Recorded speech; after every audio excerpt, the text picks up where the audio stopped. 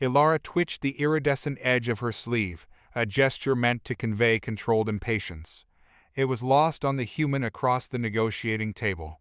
"So let me get this straight," the human, Thompson, if she recalled correctly, drawled. "You're cutting funding to the planetary monitoring network for bigger ion cannons." A ripple of smug chuckles went through the Krellian delegation. Of course humans would prioritize brute force. It was as predictable as their overly sugared beverages. "Resource reallocation," corrected the delegation leader, Prelor Tan. "It's a matter of prioritizing defense in an unstable region." Elara knew the real reason. Tan was angling for a promotion and flashier tech made for better political optics. She privately thought the ion cannons were more likely to cause diplomatic incidents than deter actual threats. But a mid-level diplomat had no voice in such matters. Overly dramatic music swelled from Thompson's archaic comms device. He grimaced, swiping at it with a grubby finger. "Sorry about that. Gotta get the kid from school. Where were we? Oh right, this whole thing likely to blow up in your fancy faces." Krellians exchanged glances, a mix of amusement and disdain. "See? You couldn't trust humans with serious matters." The comm screen flickered, revealing a small, round-faced girl. "Daddy, did you sign the thing? Miss Pym says." "Later, sweetie," Thompson cut her off with practiced ease. "Look, cut the theatrics. We've warned about those sensor blind spots for cycles. Now you want a pat on the back for a shiny gun while ignoring the storm brewing?" His bluntness bordered on disrespectful. Still, he wasn't entirely wrong. Elara had studied the early reports too. But the Krellian Empire spanned 1,000 systems. Some oversight was inevitable. Things were always under control, weren't they? The briefing was as dry as a Terran desert, a testament to the Krellian efficiency Elara prided herself on. "Outpost Zeta," the briefing officer droned, "has reported anomalous atmospheric disturbances, escalating rapidly. Standard evacuation protocols are impossible." Elara's antennae twitched in irritation. A remote research post, a routine weather anomaly. Why was this interrupting her meticulously scheduled day? It was a waste of her expertise, better suited for complex economic negotiations than last-minute rescue missions. "Only option," the officer continued, "is a ground mission. Krellian vehicles are unlikely to withstand conditions." He paused, as if the next words pained him. "Human assistance will be required." The room erupted in a flurry of protest. Surely, with their superior technology, a solution could be engineered. Elara felt a familiar sense of disappointment settle in her thorax. Her species prided themselves on reason, yet here they were, displaying the knee-jerk panic they accused humans of. Only Prelor Tan remained unfrazzled. "This might be advantageous," he mused. "Let the humans take the risk. If they fail, well, the outpost was doomed anyway. If they succeed, we can spin it as evidence of Krellian magnanimity." His grin held a chilling sort of brilliance. Elara couldn't suppress a shiver. Tan was right, of course. It was a calculated gamble, as always. But her discomfort lingered. Humans were frustrating, unreliable, but weren't they also supposed to possess a certain stubborn tenacity? Perhaps the situation called for that uniquely human brand of recklessness. The assignment notification pinged on her datapad. "Liaison to the human transport team." Her antennae drooped. Dealing with humans always meant navigating their theatrics, the endless chatter, the outdated tech they clung to with illogical fervor. It would be a test of her diplomatic skills, to say the least. Suddenly, she recalled snippets of overheard conversations, whispers of human skycars from the early settlement days. Myth, surely. They couldn't still be relying on such antiquated modes of travel. A sliver of unease crept in, mingling with a strange sense of anticipation. Perhaps she was about to find out just how wrong her assumptions were. The landing pad wasn't what Elara expected. No gleaming Krellian shuttles, all sleek curves and shimmering force fields. Instead, a sprawling stretch of weathered ferrocrete hummed with chaotic activity. Humans shouted, odd contraptions rattled and sputtered, and the air hung heavy with the stench of fuel and something indefinably greasy. "Welcome to the show," a voice boomed behind her. Elara turned, her composure nearly cracking. The human Ben, she recalled, was absurdly tall. His worn jumpsuit bore more patches than original fabric. Tools jangled from his belt like a child's collection of shiny trinkets. It was a far cry from the polished precision of a Krellian uniform. Tan assured me you have the best pilot available, she managed, a note of censure creeping into her voice. Ben's grin widened, showing surprisingly white teeth. Pilot? Nah, I'm more of a mechanic, but hey, the ride's included in the service. He gestured towards a vehicle that could generously be called functional. Its dented metal skin spoke of countless repairs, patched in haphazard layers. No repulsor fields, no sleek aerodynamic design, just wheels. An ancient, ground-bound mode of transport. You cannot be serious, Elara sputtered. This was the pinnacle of human transport. A relic? Ben shrugged, seemingly unfazed. All Betsy here might not look like much, but she's got a heart of pure stubbornness. And that, he winked, is something your fancy tech can't replicate. A flicker of doubt echoed Thompson's earlier warning. Were the Krellians so focused on sleek perfection that they'd forgotten the value of raw resilience? It was an unsettling thought. Before she could object further, Ben opened the vehicle's door. Now, unless you want researchers turning into popsicles, I suggest we get a move on. His jovial tone masked a hint of urgency. With a resigned sigh, Elara stepped into the dim interior of the vehicle. Everything about this was wrong, yet a strange curiosity battled her deeply ingrained sense of order. As she settled into a seat that creaked alarmingly under her weight, she realized this was going to be a longer journey than she'd anticipated, and not just in terms of distance. Takeoff, if you could call it that, was a jarring ordeal. The ground lurched beneath them, the ancient vehicle shaking with an alarming rattle. No elegant glide, no smooth ascent into the clouds. This felt more like being shaken violently inside a metal can. Seatbelts are purely decorative, Ben announced over the roar of the engine. He fiddled with a dizzying array of worn dials and levers, a stark contrast to the sleek interfaces of Krellian craft.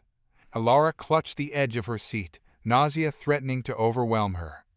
Is this normal procedure? Define normal, Ben chuckled. All Betsy's a classic. Likes to announce her presence with authority, you know? Then, something astonishing happened. The vehicle lifted, not just a few centimeters via repulsors, but truly airborne. Impossibly, the rattling hulk of metal held steady, even rising higher. Elara's jaw slackened. Was this the fabled skycar the humans clung to so fiercely? Not impressed? Ben asked, the corner of his mouth twitching upwards. I had assumed the tales were exaggerated. Despite herself, there was respect in Elara's voice. The skycar creaked and groaned as Ben guided it through the thickening clouds. No automated navigation here, just his weathered hands and an uncanny familiarity with the machine. It was a raw display of skill, far more impressive than the effortless controls of Krellian craft. Ever wonder why we keep these old things going? Ben asked, glancing sideways. His earlier frivolity seemed replaced by a focused intensity. Caught off guard, Elara cautiously responded, inefficiency, a misplaced attachment to the past? Ben snorted. More like insurance. See, when all your fancy tech depends on things running smooth, one hiccup and you're grounded. These old birds, he patted the dashboard affectionately, built for tough times, built to last. A warning siren blared, red lights flashing across the chaotic panel. Ben swore, expertly flicking switches Elara didn't recognize. See what I mean? Betsy's got a bit of a temper, but I know her quirks. The storm was like nothing Elara had ever experienced. Krellian ships were designed to handle most extreme weather conditions with ease, but this was a furious, living thing. The skycar bucked and shuddered, rain battering it with bruising force. Internally, Elara braced for the inevitable crash. Each lurch felt like it might be their last. Outwardly, she maintained the rigid stillness that was her last line of defense against a spiraling panic. Ben, however, seemed irritatingly unfazed. He muttered to himself, the expletives distinctly human. With alarming speed, he accessed a panel, ripping out wires and connecting them in a way that seemed to defy all logic. You do realize this is not an acceptable repair protocol? Elara's voice held a strained calm. Acceptable? Lady, there's no manual for flying blind through a storm brewed in Hell's Kitchen, Ben retorted. With a final grunt, he shoved the wires back. Miraculously, the siren sputtered into silence. One crisis averted, another loomed. An indicator flared a warning red. This cannot be correct, Elara hissed. The fuel readout was dropping at an impossible rate. They'd never reach the outpost. Looks like Betsy's sprung a leak. Ben's jovial mask had slipped, revealing a tense line to his jaw. Gonna have to set her down. Set her down? Where? There's nothing but— Elara's voice cut off as the clouds parted slightly, revealing a sheer cliff face rising from an unforgiving, jagged landscape. Don't worry, Ben said, but his voice was tight. I know a spot. The descent was controlled chaos. The skycar pitched and yawed sickeningly as Ben fought for control. Elara's carefully cultivated composure finally shattered. This was how she would die, not in some noble act of service to the Empire, but in a rusting relic of human stubbornness. Then, wheels slammed against rock. The jarring impact rattled her bones and stole her breath. She was alive, somehow. Well, Ben coughed out a laugh, that could have gone smoother. Stranded. The word echoed in Elara's mind. The landscape was a desolate wasteland, nothing like the lush research environments Krellian outposts were strategically placed within. This was an unforgiving expanse of barren rock and whipping winds. Krellian distress beacons are offline, right? Ben asked, more as a statement of fact than a question. Elara confirmed the obvious with a tight nod. The storm was throwing their network into disarray. Any hope of rescue was frustratingly distant. Well then, Ben unclipped a bulky bag from his belt. Gotta get creative. Old Betsy might be down, but she's still got some tricks up her sleeve. He clambered onto the roof of the skycar with surprising agility. Elara watched, a mix of irritation and curiosity warring within her. What possible use could be salvaged from this wreckage? Ben returned with a bizarre contraption, dish-shaped, held together by frayed wires and what looked suspiciously like duct tape. Human ingenuity or insanity? Time would tell. Antique satellite link, he explained, seeing her look of utter bewilderment. Predates your fancy Krellian net. A bit unreliable, but when storms knock out the norm, sometimes old school is the only way. He fiddled with the contraption, aligning it with the swirling clouds above. Don't get your hopes up, Elara said, unable to mask the skepticism in her voice. Even if this thing works, the outpost might be lost already. Ben's expression was unreadable. Hope, he said, is pretty much what we humans got left when everything else goes sideways. Hours stretched into eternity. Elara found a sliver of shelter against a boulder, her resilience honed by years of diplomacy, now tested by raw, elemental forces. Ben sat atop the skycar, a solitary figure outlined against the bleak landscape. Then it came, a flicker on his ancient comms unit, a burst of static that morphed into a weak, but clear signal. Ben let out a whoop of triumph that startled a flock of hardy, reptilian birds into flight. The outpost, he grinned, the relief evident on his face. They're alive, holding out, but supplies are critical. We need to move, and fast. Their movement was not the swift operation Elara would have preferred. The skycar was out of commission, forcing them to proceed on foot. Each step was a battle against the harsh elements and a testament to how ill-prepared she was for this reality. Ben, confoundingly, seemed energized. He navigated the treacherous terrain with an ease that spoke of a deep, instinctive knowledge of the land, the kind never recorded in Krellian databases. How do you do it? She finally gasped, her usual composure straining. Ben paused atop a jagged outcropping, a blast of frigid wind whipping his untidy hair. Do what? Know this place. Your technology was failing, those maps of yours are outdated at best. He shrugged, a wry grin playing on his lips. I grew up out here, before the settlements, back when it was just folks tough enough or crazy enough to carve a livin' from nothing. He resumed walking, and Elara grudgingly followed. There was a history here, under the unyielding surface. Krellian outposts were sterile, meticulously planned. This place, the land itself, felt alive, untamable. Darkness fell with a suddenness that disoriented her further. Krellian tech meant night was little more than an inconvenience. Here it was a force of its own, swallowing them whole. Then a flicker ahead. "See that?" Ben's voice was hushed. "It ain't on any of your maps." As they moved closer, the landscape shifted, revealing crude structures built into the rock itself. A rough shelter, smoke curling from a makeshift chimney, and humans. Not sleek Krellian delegates or technicians, but a hardened bunch, their clothes worn, their faces etched with the struggle she'd only ever read about in history texts. A woman stepped forward. "Ben? Well, I'll be. You actually brought one of 'em." Her weathered face held a mixture of surprise and suspicion. "This is Elara," Ben said, all traces of his earlier levity gone. "We're here for the outpost. Need a recharge, and maybe a hand fixin' Betsy before we try again." The humans of the hidden settlement were a revelation and an affront to everything Elara understood about her universe. Their existence hinted at a Krellian failure, a gap between pristine official reports and the hard-bitten reality on the ground. The settlers were neither pitiful nor primitive.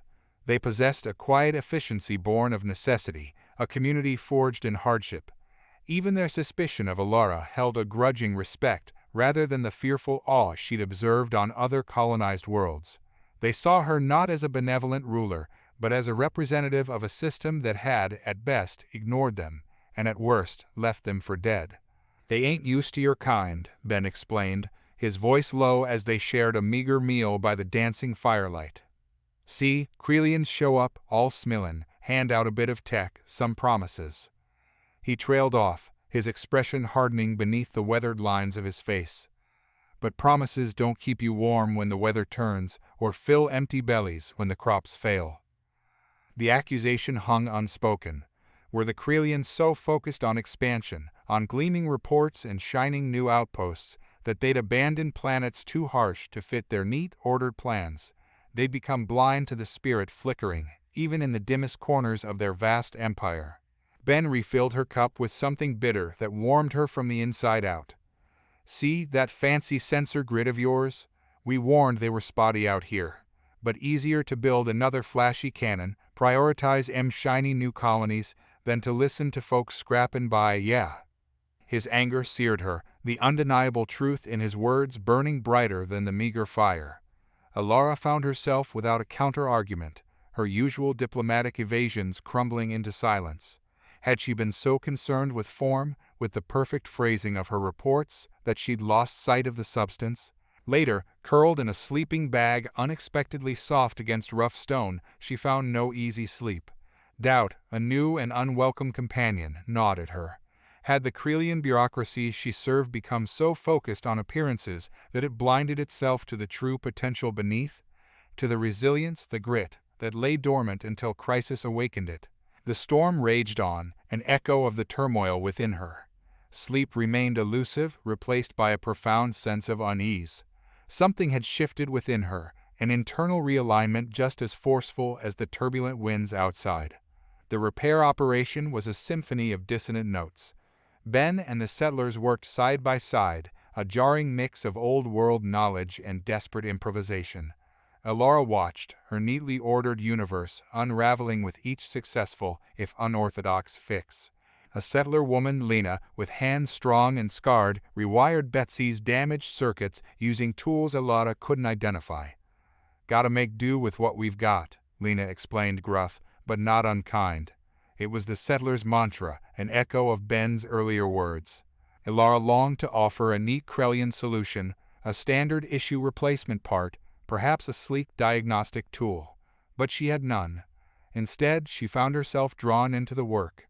Her slender fingers, used to manipulating datapads, hesitantly held wires steady as Ben resoldered connections. His muttered instructions were sharp, precise, and she surprised herself with her ability to follow them. "You ever actually worked with your hands?" Ben asked, a hint of teasing in his voice. "Reports, analysis, diplomacy." Elara listed her areas of expertise, feeling oddly inadequate. "There's value in that," Ben conceded, "but there's something different about fixin' a thing yourself. Makes you appreciate it more, you know?" His simple words struck at the heart of something she hadn't wanted to admit. Krellian technology had become so advanced, so effortless, that the connection to the actual object was lost. It was disposable, replaceable, the labor behind its creation invisible to the end user. Later, she watched Ben work with intricate focus. She'd always dismissed humans as clumsy, their technology brutish. Yet there was a grace in his competence, a familiarity between man and machine that mirrored the settler's knowledge of the land. Was this what true resilience looked like?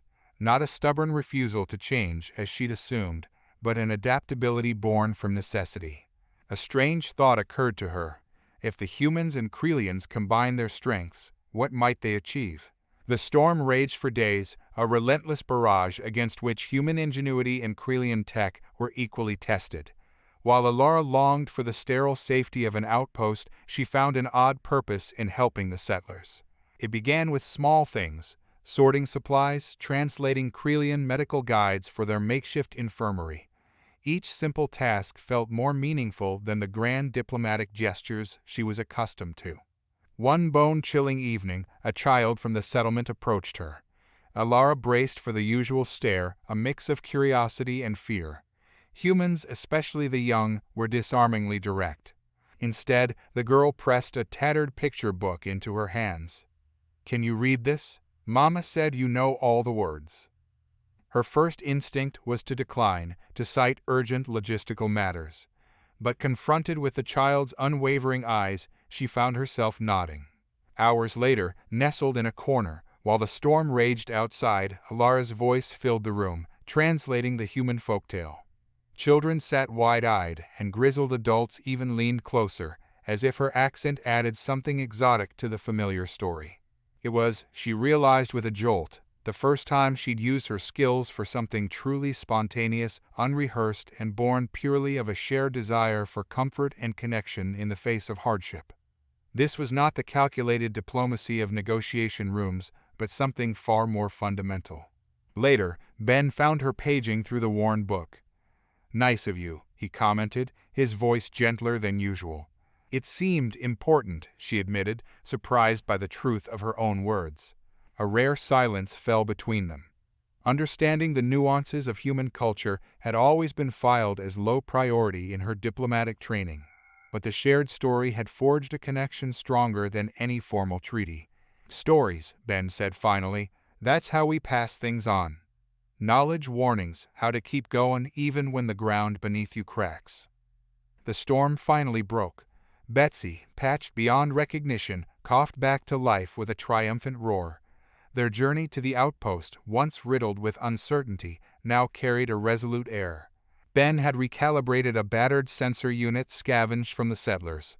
It wasn't elegant, but it was functional. Elara began to see his tinkering not as a sign of weakness, but of adaptability. When perfection wasn't an option, resourcefulness was queen. As they neared the outpost, a wave of dread mixed with determination washed over Elara. She now possessed dangerous knowledge. Krellian efficiency was a brittle veneer hiding pockets of neglect. Those in power would not want this weakness exposed. Ben turned to her, his expression grave. "You gonna play this by their rules? Smooth it over? Make them look good?" Elara met his gaze without flinching. "I have served the Krellian Empire with unwavering dedication." The words felt hollow for the first time. "But what I saw out there..." She hesitated. "We need change, Ben. Not just repairs, but a reconsidering." His lips quirked into a half-smile. "Now you're talking." Upon arrival, the outpost was a scene of controlled chaos. Weary technicians clustered around broken equipment, hastily patched together. Relief flooded through them, but Elara's arrival was met with thinly veiled panic. Damage reports were offered, apologies laced with excuses. Elara let them talk, then held up the cobbled-together sensor unit. "This," she declared, her voice ringing clear, "was pieced together from your discarded tech.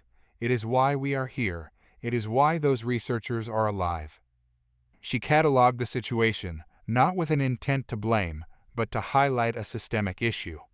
The neglected sensor grid, the over-reliance on tech without contingency plans, the focus on expansion at the cost of consolidating what they already held. A hush fell over the room. It was one thing to hear such issues raised by humans. It was another to be confronted so directly by one of their own. Elara's formal report defied expectations. It was accurate, meticulously detailed as always, but it also wove a different narrative. It showcased the settlers' ingenuity, the resilience of outdated tech, and Ben's dogged determination. Back on the capital world, her report became an anomaly, a stone dropped in the still waters of Krellian bureaucracy. Some clung to the old ways, dismissing her words as an unfortunate incident, proof of humans' inherent unreliability. The humans would be placated with some token aid, the incident swept under the rug of efficient procedure. Yet there were others, those who had privately shared Elara's growing unease, who saw her account as a catalyst. Reviews were ordered. Investigations were launched, their usual smooth efficiency faltering against the unpredictable reality Elara's report brought to light. Change was not swift, nor was it graceful. The Krellian Empire was vast, its cogs slow to shift course. But there was movement. Outposts were reevaluated, resource allocation debated. A quiet agreement formed. Perfection was unattainable, a dangerous illusion. Resilience, the kind Ben and the settlers exemplified, deserved not grudging acknowledgement, but genuine study. Elara's own path shifted. Diplomacy remained her core skill, but the negotiating table expanded. She found herself mediating between settlers and officials, her fluency in both human tenacity and Krellian protocol becoming unexpectedly invaluable. Ben returned to his patch of unforgiving land, to the skycar that now bore the marks of both human improvisation and begrudgingly provided Krellian upgrades. Occasionally, Elara visited, sharing not decrees or aid packages, but genuine conversation. She began to understand that true alliances were not built on dominance or pity, but on the strange, uneven ground of mutual respect. One evening, over a meal that was an odd but tasty mix of settler staples and Krellian delicacies, Ben looked at her and said, "You know, the sky's kinda the limit now. Humans up in your fancy stations, Krellians getting their hands dirty out here. Who knows what we crazy lot'll build together, huh?"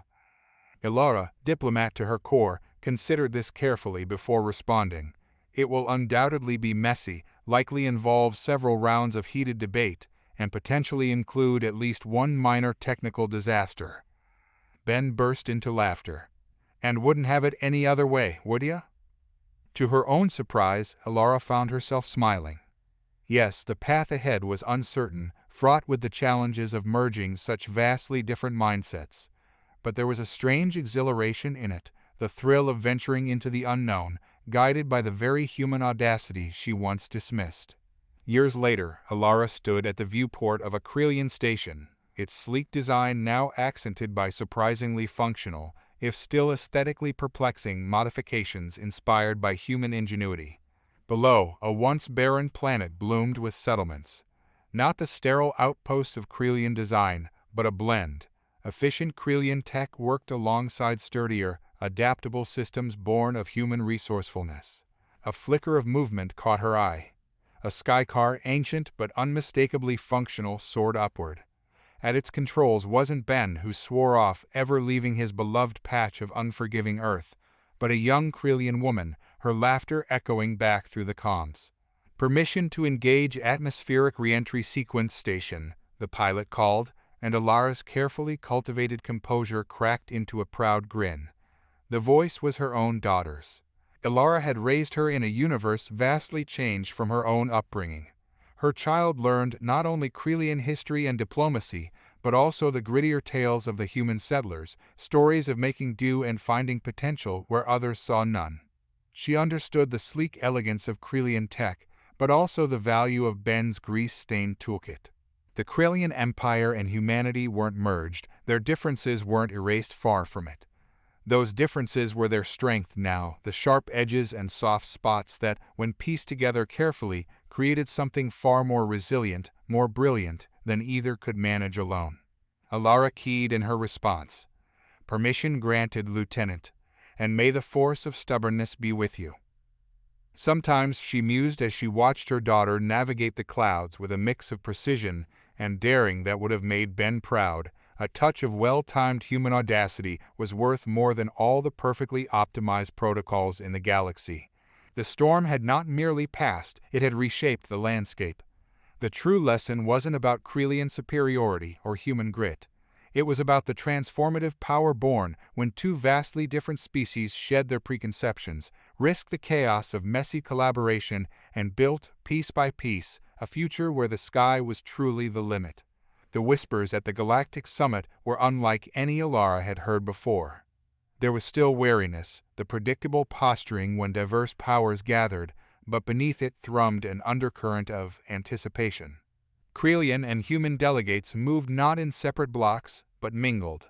A Krellian admiral, his uniform adorned with subtly modified life support tech inspired by settler ingenuity, was in deep discussion with a scarred human captain, both gesturing towards a projection of a newly mapped nebula.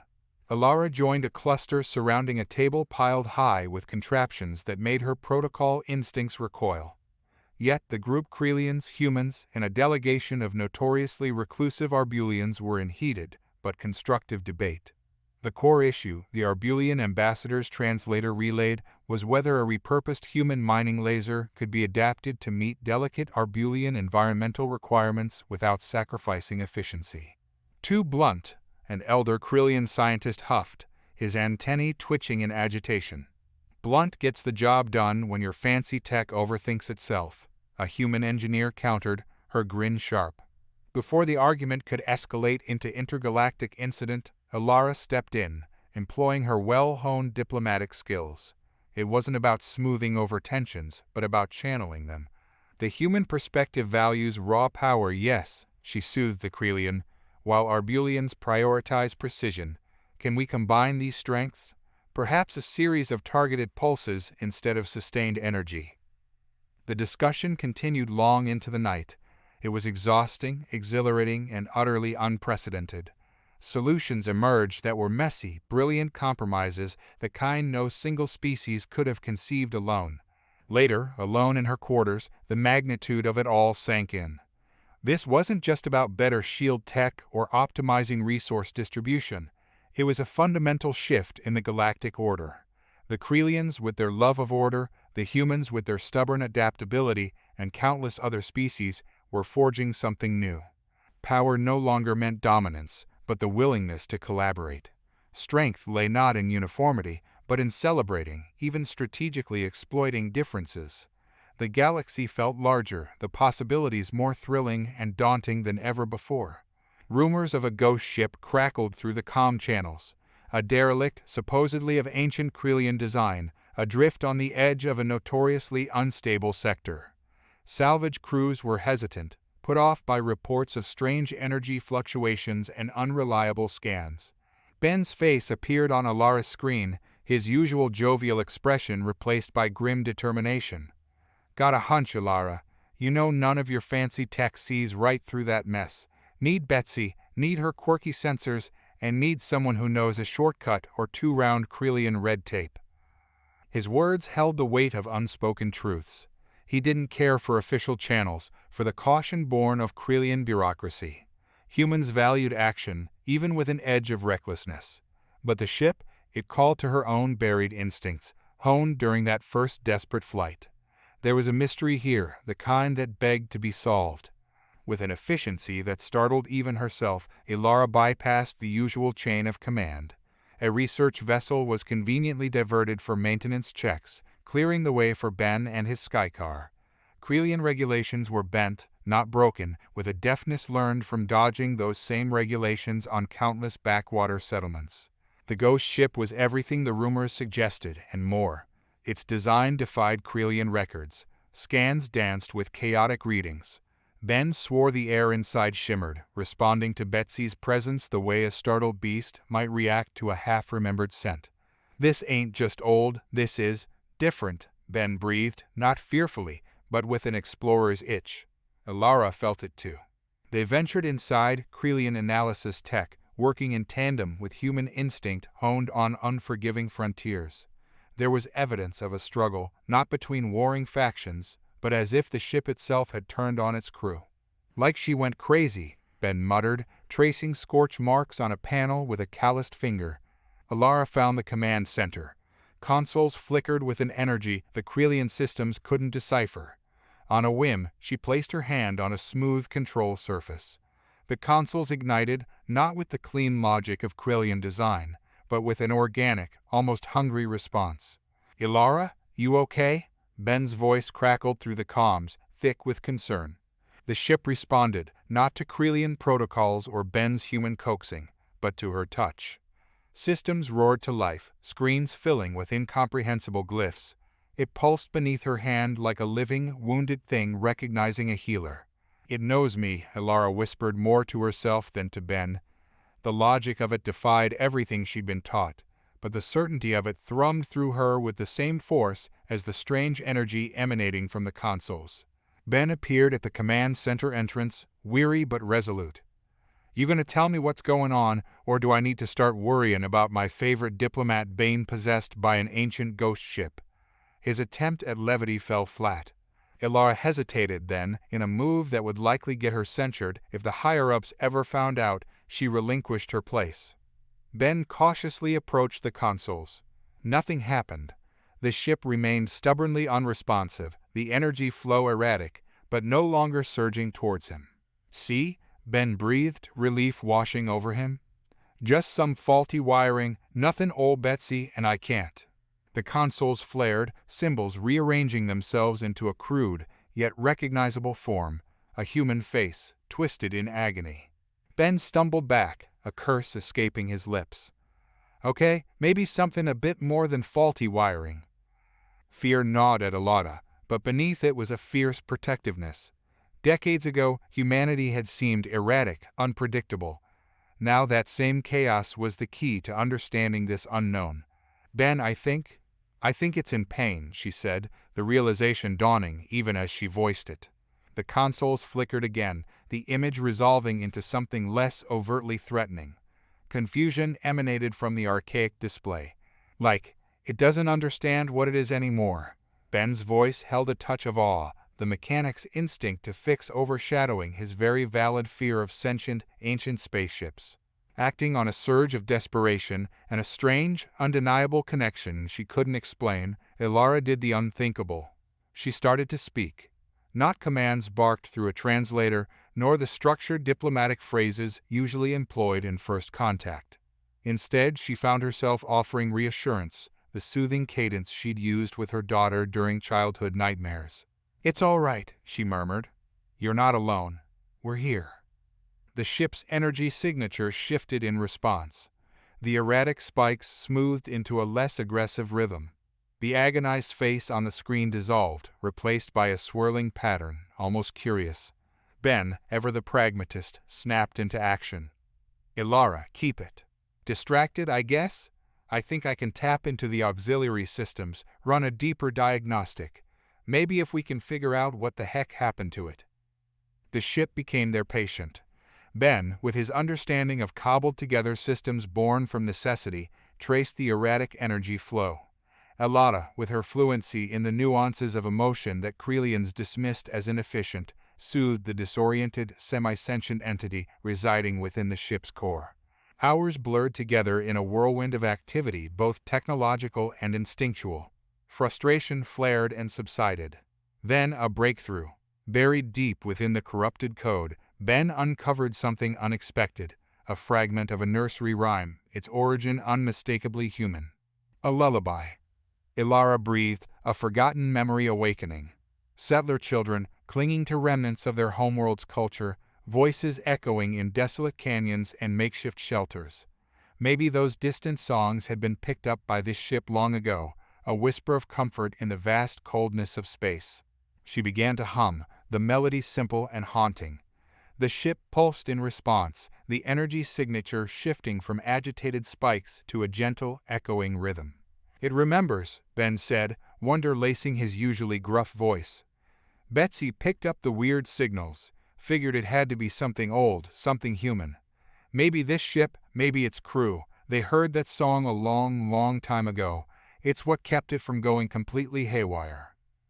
They were piecing the vessel together, not solely with technology, but with a mix of human ingenuity and a shared language of comfort. The ghost ship wasn't just an engineering problem to solve, it was a lost, traumatized being responding to the echoes of a simple lullaby, a testament to the enduring power of connection, even across the unfathomable distances of space. Healing the ship was not a quick fix. It took cycles upon cycles, Ben and Elara becoming fixtures upon its ancient decks.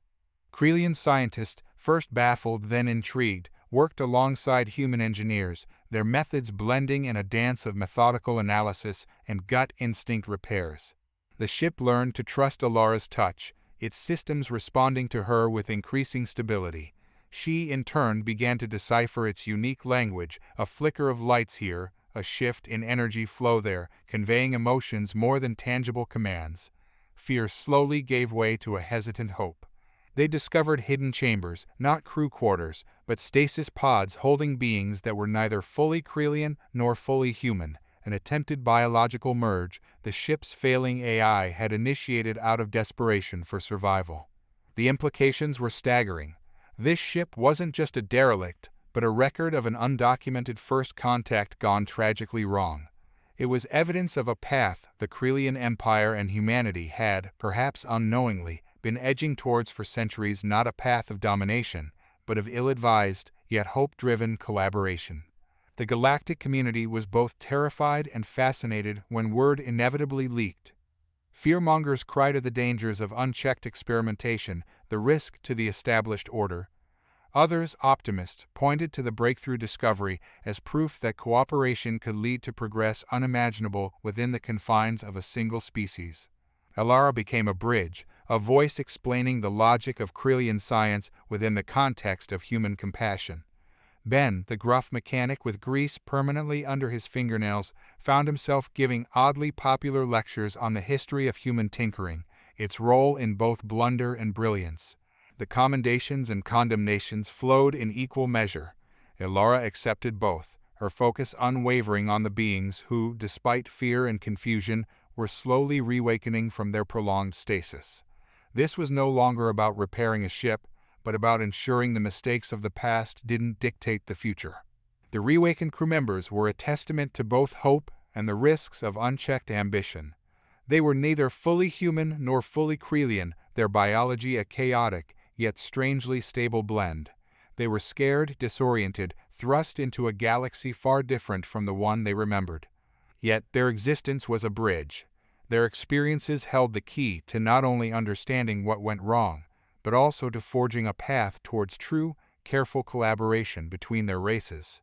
Elara found her diplomat skills pushed to the limits.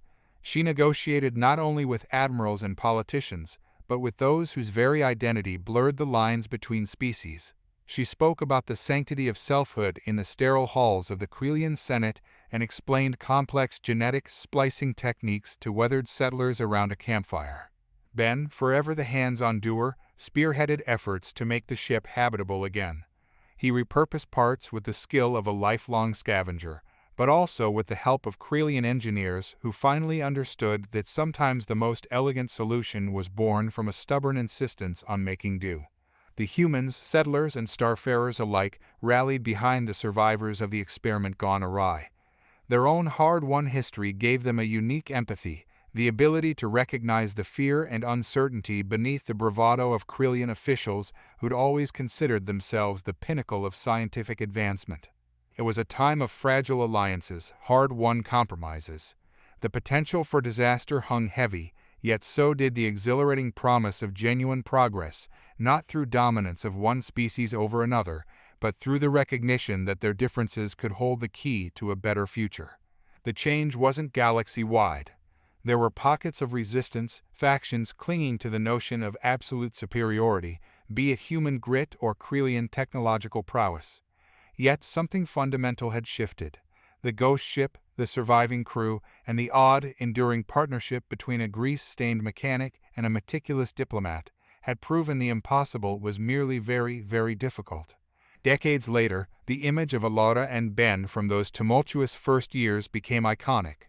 She in Krellian robes subtly modified for ease of movement, her antennae held high, He in worn overalls adorned with unfamiliar tech, his grin defying his age.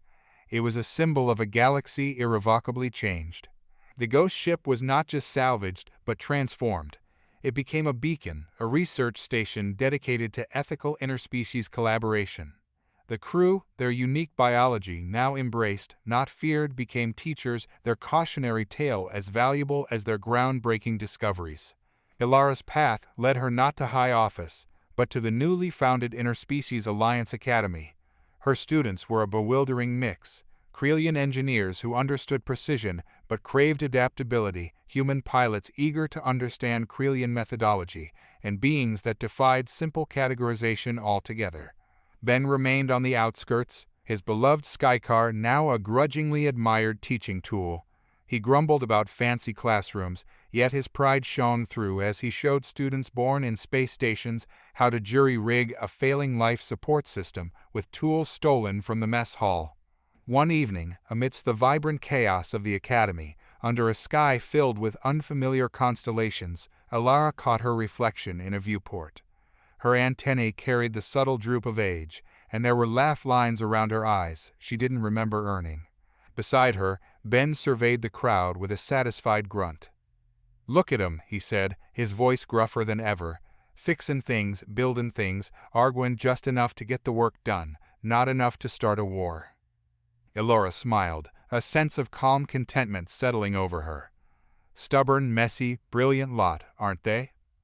"Just like us," Ben agreed with a wink. The galaxy was still a dangerous place. Progress was never without its setbacks. Yet, amidst the uncertainty, one truth held firm. The future was no longer dictated by a single species.